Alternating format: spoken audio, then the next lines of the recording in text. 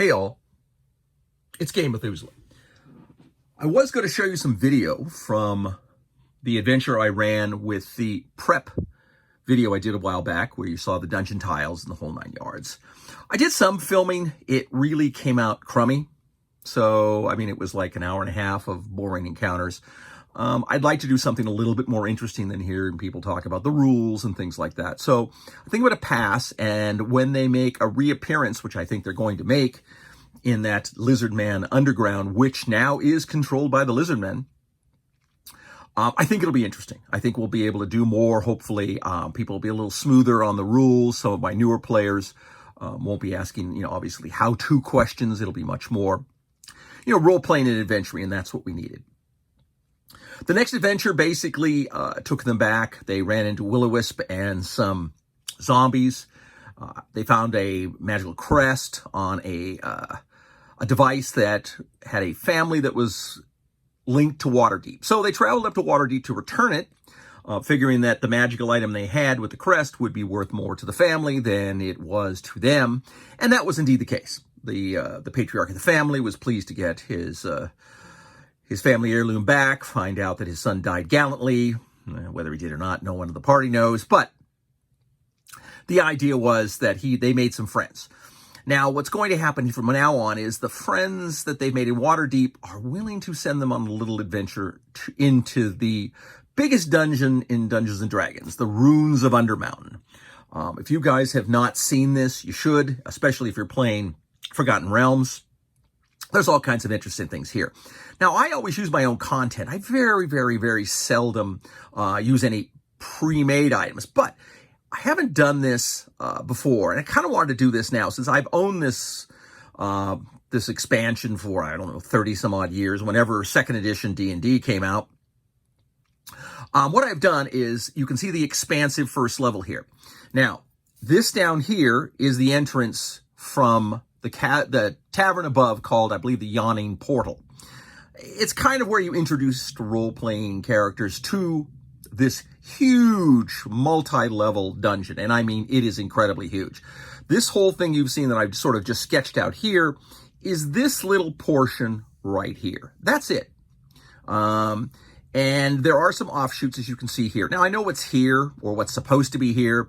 I've sort of made some modifications on my own. The interesting thing about this dungeon too is it's filled with teleports and all kinds of interesting gates and more powerful things than characters normally run into. I started doing this recently because I really, really like keeping a logbook. So tonight's adventure is going to basically entail this area. I don't expect they'll get any farther than this, and the biggest reason is very simple. They're going down to recover a magical item from a adventuring party that was sent down by their patron to recover a magic ring. They had sent him a messenger that had found the magical ring and that they were bringing it back out. That was the last he heard. So they understood they were at the Hall of Pillars, which is here, which is also here on the map. That was the last they heard of them. Now, what has happened to them is they were set upon by a Medusa. This is the Medusa's lair here. There's also a lair of some intellect devourers here, which the party will likely encounter. They'll likely encounter the Medusa as well, but not here. She's not in Lair. She's basically over here in this area, and she will observe the party as they come in here, find the statues of the creatures she's turned to stone. One of them who has the ring, though how they're going to get back up, it's not necessarily going to be as easy because the character's been turned to stone and the ring is upon his finger. So they can either break the hand off and take just the hand back, or they can try to bring the entire adventurer out, in which case maybe he can be restored with a stone to flesh spell, which in Waterdeep would not be that difficult to find. It all is going to depend on what they do. Now, the Medusa's here in the Hall of Mirrors, down at the end of the hall, will observe the characters. She'll fire her bow at them. She's an Archer Medusa. She's a 10th level character, 10th level monster out of 4th edition. As you know, that's what I'm playing. She's pretty tough. My feeling is if she made an all-out effort to kill the party, she very likely could. But the whole point is, and this is something that I want to do a video on, was monster psychology. Most people don't do this, and I think this is a huge failure amongst novice DMs to not understand that each creature should have some sort of psychology that you base upon it. And that's because I think most modules are written for everything just to fight to the death. And things shouldn't fight to the death. They should basically battle till they realize it's hopeless and then flee. Now, maybe they run for help, maybe they just run for home. But the point is, most creatures that are breathing, undeads being obviously the exception, they don't want to die. They want to live, and they will likely do whatever they can to live. The situation with modules is, since everything fights to the death, people are really confused by this. And this is something that was a real revelation to Matt Coville and his group, the pad and stuff, when we ran in the first time as a DM for that group. They were fighting some goblins. They may have been kobolds. I can't remember after this many decades. But at some point, the kobolds or goblins realized they weren't going to win this battle. They were getting beat up pretty badly, so they ran. And I remember Dave Miles saying, well, why are they running? We get experience for them if they run, And I said, yes, you do. But they have little goblin lives and wives and stuff at home, and they want to live. And Matt suddenly thought in his mind, oh, crap, they're going to get help. Now, in this case, they were not, but that's happened many times.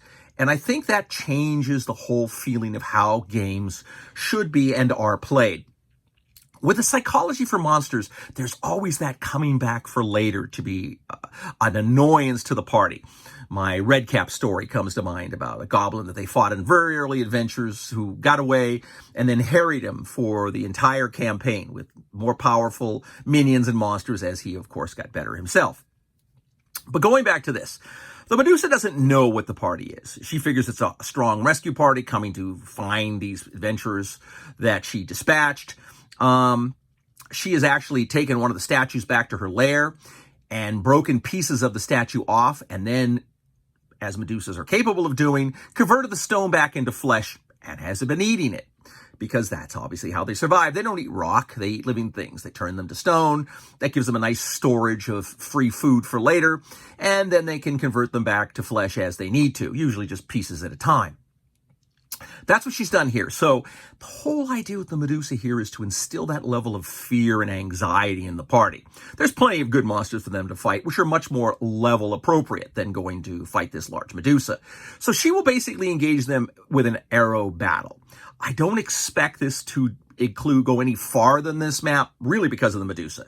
I think she at some point will force the party to flee, but she will never physically engage them close up unless they charge her. If they charge her, she'll likely try to do her petrification gaze and then not stay, flee away back into the dungeon farther.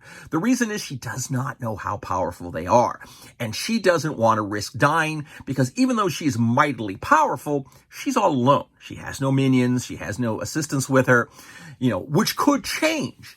If she gets away and she realizes that the party is here, may come back, she might just start acquiring more allies. Also, depending on what they do with the creatures that are in this area. If they kill off some of the things like this intellect devourers that are here, and other things that they might find. I assume if we keep running here, and really I don't expect this to be a major part of my campaign, but I think I'm going to make this the great grand dungeon I run. The one, for the fact that obviously I've never run it. Two, for the fact that I really find it fascinating to have a dungeon of this massive size that I can basically chew bite-sized pizzas out of. And that's what I've done here. I think this is the way to use this dungeon. You carve out a piece of it, and then next adventure, depending on what it is, you carve out a little bit more. And of course, you flip the page and draw the new map. I think keeping this log is great. They run into NPCs, they run into people. You can always keep notes. Down here, I've listed what I think the random encounters are, or creatures that might come if there's a battle, to see what's happening and maybe get involved. I modified the map slightly. I had a cave in over here because I don't like this area, and then made a bonus treasure in this part of the map. I also put a Sturgy lair in that can go to all these various different areas. Now that's nice. Sturgies are really great in 4th edition. They have first level ones, which are really tough. They also have 7th level dire Sturgies, which I think I'll start to use a lot more of because as the party grows, they're still very interesting. And the idea that this Sturgy lair is here, I really can't get to it. I mean, it's a very small opening that only Sturgies can get to. If they dig it out, at this point, it has nothing, but I think in the future, it may start acquiring treasure. So the more times that the party travels in here, I might start adding more treasure to the Sturgy lair. How Sturgies would gather treasure and bring it back to their lair, I really don't know why they would or how they would, but it's still Dungeons and Dragons, so heck, it's always magic. But the idea would be that they'll, one point in time, either run into the lair of the Medusa and then find it's finely crafted. They'll find the statues and the like, and with the various states of, being converted back to flesh to be eaten. She has some really good wealth in there, at least 2 treasures, one of which will have a golden mirror. I always find ironical things like that fun in a game. But the big battle with her, if at all, will be an arrow battle down the hall. If they pursue her and get to within 5 spaces of her, she'll fire her petrification gaze and run.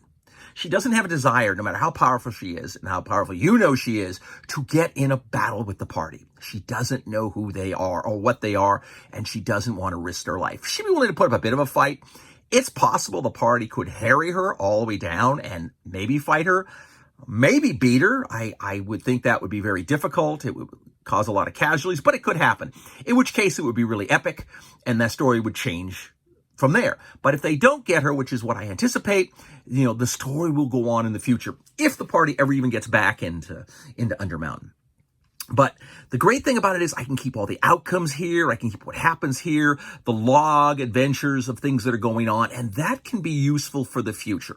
So that I can have this log book to know that they saved an NPC, or, they battled some goblin and some, leader escaped and things like that. So that I can always refer back to this in future for information. You can also then down here, whatever the magical items are that they do find, I normally roll on a site or let the party roll. And then I try to give out magical items that are usually character specific, that they can then exchange in town for a few gold pieces for something different if they want something different. But I always want to sort of give them something that seems like it may be advantageous for them, and then they can make the decision whether it's something they want to use. I like this logbook because it gives you room to add lots more information as you are running your adventure, and I find that beneficial for me, especially when I can come up with names and things like that and add the notes in here that I can refer back to later, and maybe much later, and get some benefit for my future role-playing campaign. So, hope this works for you a little bit.